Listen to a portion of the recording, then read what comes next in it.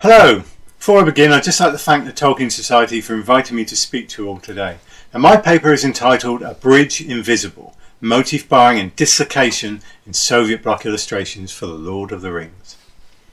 Now, the Akalabeth, the fourth part of the Silmarillion, edited by Christopher Tolkien from his father's text, tells the tale of the downfall of Numenor and the subsequent changing of the world by Iluvatar, where an Arda was made round, Valinor and Tol Eressëa were taken away and removed beyond the reach of men forever.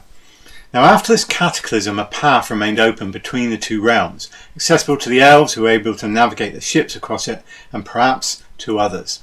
Now, Tolkien writes, "Therefore the lawmasters of men said that a straight road must still be for those that were permitted to find it. And they taught that while the new world fell away, the old world and the path of the memory of the West still went on, as it were a mighty bridge invisible, that passed through the air of breath and of flight, which were now bent as the world were bent, and traversed Ilmen, which flesh unaided cannot endure."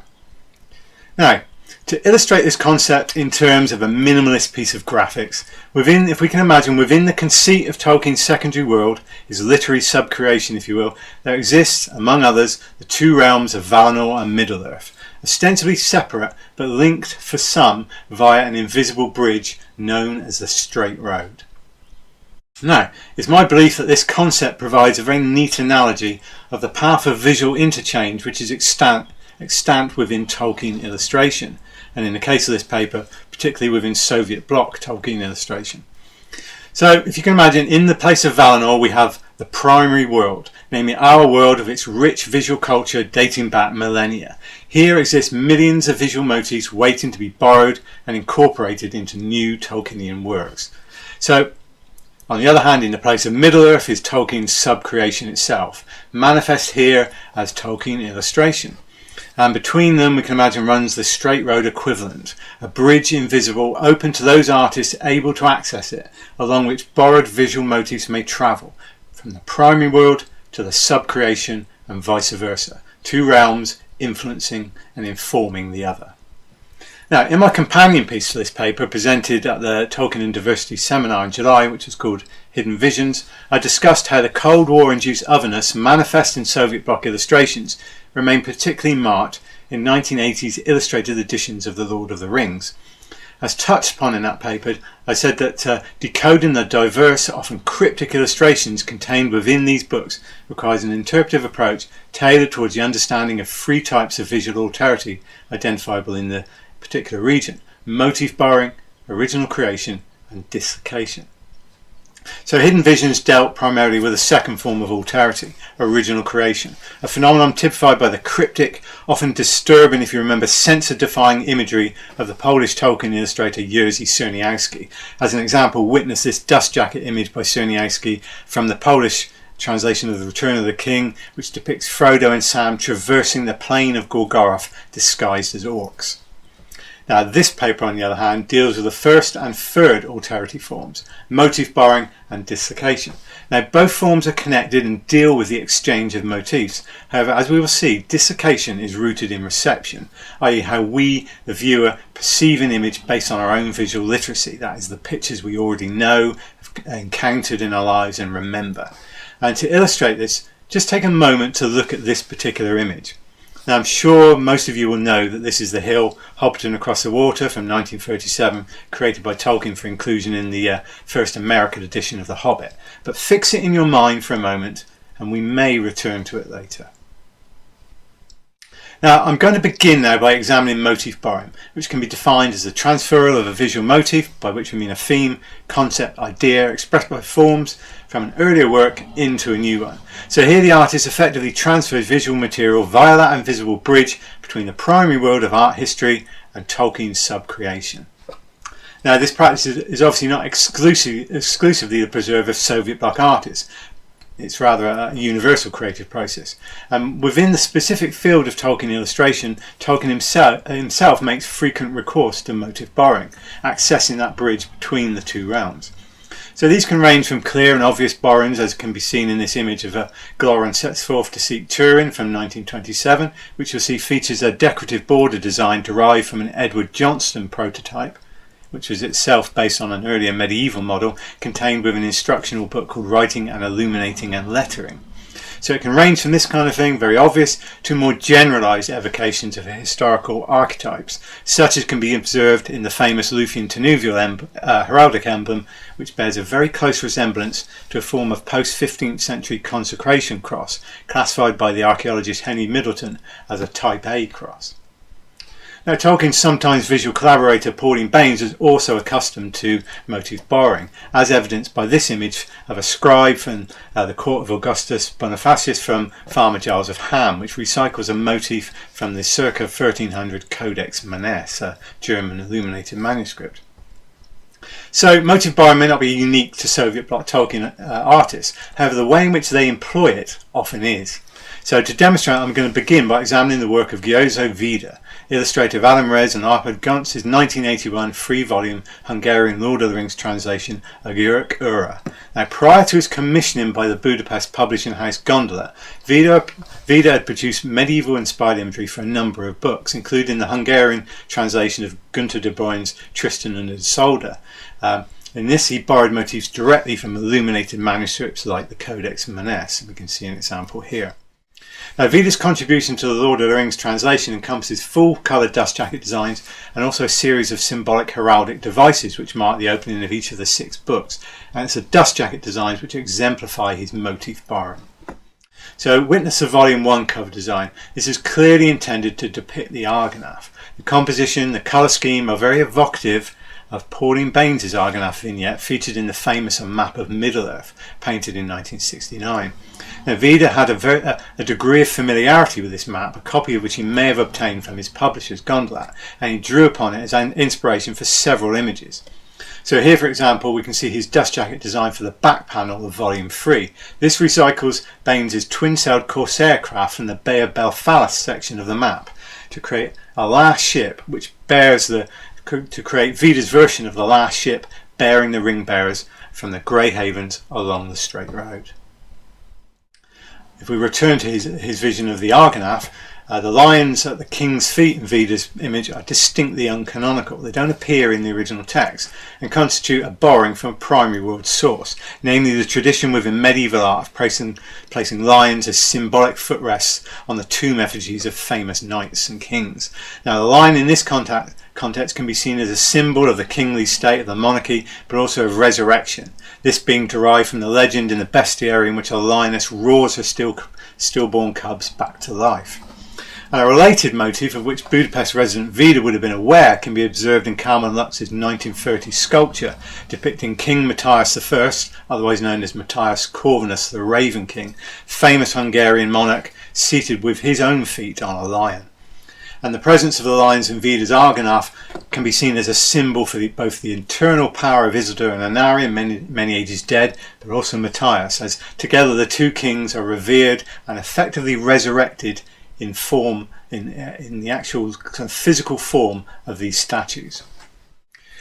As a visual addendum to this, if you notice the grimaces and the manes on Vida's lions, these are borrowed from 2 statues of lions which depicted holding shields on the staircase of the famous neo-Romanesque Fisherman's Bastion, also in Budapest. And the lion's shields in the sculpture and the bastion coincidentally offer a solution to the strange shields in Vida's image. So this juxtaposing of primary world and Tolkienian motifs invites the viewer, particularly a Hungarian viewer, to draw parallels between the visual culture of medieval Europe and Hungary and Gondor itself. A similar sentiment can be detected in the motif borrowing featured in Vida's image for the front panel of the dust jacket to Volume 3. Here we see a plate-armoured, extravagantly mustachioed Aragorn sat aside a grey warhorse. Now, the image doesn't depict a specific narrative scene, but instead broadly evokes a concept of this heroic individual who's returned to unite a fractured kingdom. Vida makes this more potent for his Hungarian audience by basing Aragorn's warhorse and his verdigris coloured armour directly on János Fadrus's late 19th century bronze equestrian statue of the Raven King Matthias. And the popular perception of Matthias as a strong military leader, a Renaissance ruler, rebuilder of the Hungarian state resonates neatly with Tolkien's notion of Aragorn, the High King of a united Arnor and Gondor, leading his people into a new age of prosperity. Now the next artist I would like to concentrate on as an example of motif borrowing is the Bulgarian illustrator Yasin Panov. Now Panov's illustrations for Lyubomir Nikolov's 2-volume Bulgarian translation of The Lord of the Rings, which was published between 1990 and 1991, blends decorative and figurative modes to create a darkly archaic aesthetic. Panov emphasises narrative associations in his illustrations quite numerously, quite frequently. However, his iconographical connections are primarily reserved in the images for aspects of material culture, e.g. weapons, armour, architecture, and of course the central figures. The backgrounds are of lesser importance. And his stark monochrome images have a distinctly Bulgarian flavour, one that's redolent of both the orthodox woodcut designs from the village of Samarkov in the Middle Ages and the early modern period, but also later 19th and 20th century revivalist pieces by artists such as Vasil Zahariev. So aside from such regional influences, during the creation of his Lord of the Rings illustrations, Panov had access to several examples of Western Tolkien illustration, attested to by the motif borrowing in his 2 dust jacket images. So if you can see, both designs follow the same compositional form. They depict groups of figures on the back panel stood before sinister fortresses, both of which are derived from Roger Garland's famous 1982 oil painting Barad-dûr, which originally featured on Unwin's single-volume paperback edition of The Lord of the Rings, and also it featured in the Tolkien calendar of 1984. Now, although Panov's illustrations are not identical to Garland's, numerous elements are reproduced. So see the pyramidic shape rising straight from the rocky crag, path and bridge, the dramatic storm clouds forming a maelstrom above the highest tower.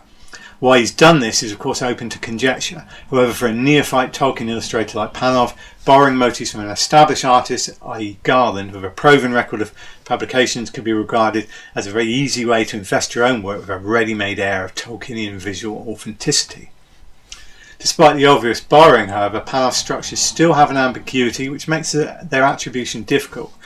Identifying which of the famous structures from the Lord of the Rings are depicted in the 2 covers is quite difficult and relies primarily on their respective assemblages of figures. So Volume 1 we can see depicts Gandalf with the G rune on his hat, Pippin on Shadowfax, Gandalf and Pippin together on Shadowfax, a leopard skin clad Legolas, which is a new look for the elf, and Gimli down in the front looking suitably dwarven. Volume 2 we have a Nazgul, 2 armoured orcs plus a bearded man of the east. This implies readings then where the Volume 1 tower represents members of the Fellowship stood before Minas Morgul or Barad-dûr, doesn't really matter which. Volume 2 has the servants of Sauron stood before Minas Tirith. Now the apotheosis of motif borrowing within a Tolkienian visual context can be attributed to the Ukrainian artist Sergei Ukhamov, who, as I've mentioned before, was responsible for the illustrations in his Datel's 1993 2-volume edition of the famous Natalia Grigoreva Vladimir Grzyetsky translation Vlastilin Kolets. Ukhamov's mosaic-like compositions fuse insular illumination, hagiographic paintings, Gnostic motifs, antique solar imagery, Noldorin heraldry to create unique hybrid Tolkienian forms. Motif borrowing as a technique can be used to impart an aura of the original work. For example, if you import a medieval motif, maybe you're trying to invest your new image with a flavour of the Middle Ages, or sometimes it can be used to enhance or alter meaning within the new. In his Power of Denethor from 1989, Ukhamov subverts what Tom Shippey calls Tolkien's canonical heathen suicide figure of Denethor by presenting us with a steward of Gondor in the guise of the 2nd century Christian martyr Polycarp of Smyrna. And in a colour scheme echoing the black and white vestments of Polycarp, which we can see in this fresco, Denethor stands transfixed by a 7-crossed halo of power, which emanates from the palantir in his hands, whilst he himself simultaneously burns righteously like the martyr Anastasia of Sirmium in Sortsis the Cretan's 17th century fresco from the Catholicon of the Dionysian monastery in Mount Athos. Now, by combining the 2 martyrs, the 2 Christian martyrs, with the figure of Denethor, Ukhamov has imbued his illustration with a ready-made philosophical and moral complexity of the Christian imagery, but also injected an element of irony. Now, I'll conclude this paper by examining the 3rd and most obscure form of visual alterity detectable in Soviet Bloc Tolkien illustration. This is a form of semiosis or signification process I refer to as dislocation. Now, in its normal form, Tolkienian visual semiosis is a complicated thing, but it works thus. On the left, so we can see these two images, on the left is Yasin Panov's depiction of Aragorn wearing the crown of Gondor, which itself is borrowed from, on the right, Tolkien's own version of the design, a pen and ink drawing. Now, Panov's image of the crown is a signifier. It represents on paper the signified. That is Tolkien's textual description, but also, if we know this original drawing, the mental picture of Tolkien's own crown sketch we see in our mind when we open the Bulgarian book and look at Panov's illustration. The signifier here is therefore stitched to its signified in a stable manner. Panov's crown may differ slightly from Tolkien's, but to the viewer it still signifies the crown of Gondor. A variation can be seen in Ukumov's 1988 image Sauron Defeated, which when turned upside down, inverted, can be seen to be derived from the John the Evangelist miniature in the Book of Kells. Now here Ukumov's image is slightly different because it can move between signified. It's able to travel freely back and forth across the invisible bridge between primary world and subcreation, stably representing both the borrowed medieval Book of Kells element and the Tolkienian figure of Sauron. Dislocation, however, can be defined as a disturbance of a visual signifier from its usual signified context. An example of this can be observed in one of Edward Zayansky's illustrations for the 1988 revised and unabridged version of Andrei Kistiakovsky and Vladimir Reva's Fellowship of the Ring translation, Kranatelli. Now, the image in question by Zayansky is founded, again, like the others, on visual borrowing. When first opening the Kranatelli book and viewing the picture, many viewers will experience a moment of recognition. Now, that feeling, which some of you may be experiencing right now as you remember Tolkien's illustration The Hill hobbiting across the water, which I flashed up earlier, is the signified relationship working as it should. So for a moment, our mind, if we know that original image, accepts Zayansky's image as actually being Tolkien's. In this sense and in this juncture, it's functioning as the signifier stitched to the signified notion of the hill hobbiting across the water. It visually represents the landscape's conceptual likeness in precisely the same way as Tolkien's own image does. This, however, is only a fleeting experience. That recognition quickly gives way to rejection, and the sensation of rejection, of slight annoyance that you're probably experiencing right now as you notice all the discrepancies in Zayansky's image compared to the original Tolkien image. This is the dislocation. This feeling of rejection is the signified relationship breaking down. It seems that everything is wrong about Zayansky's landscape from a Tolkienian perspective. The road has become a river with a steamboat, the hill is bare, the hobbit holes are gone, the topography is completely askew. And if we return to our old minimalist graphic, Zayansky's landscape inhabits a strange dislocation netherworld between the primary world and the secondary worlds, and it depicts neither a real place nor a Tolkienian one.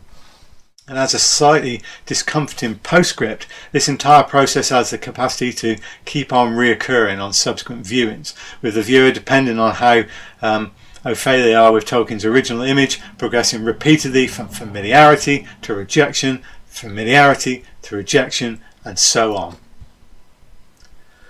Now, the four illustrators featured in this paper embody the practice of motif borrowing in a manner that is distinct to Soviet Bloc Tolkien. Gyozzo Vida draws upon the illustrations of Pauline Baynes, the memorialising imagery of the Raven King, Matthias Corvinus, to create symbols of Hungarian and Gondorian glory.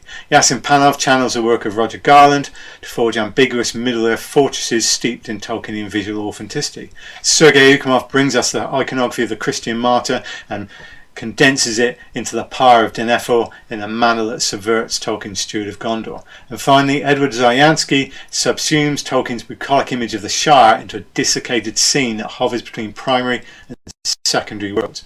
The socio-political contexts in which these individuals operated were often difficult and restrictive, with access to visual material regularly policed by the censor.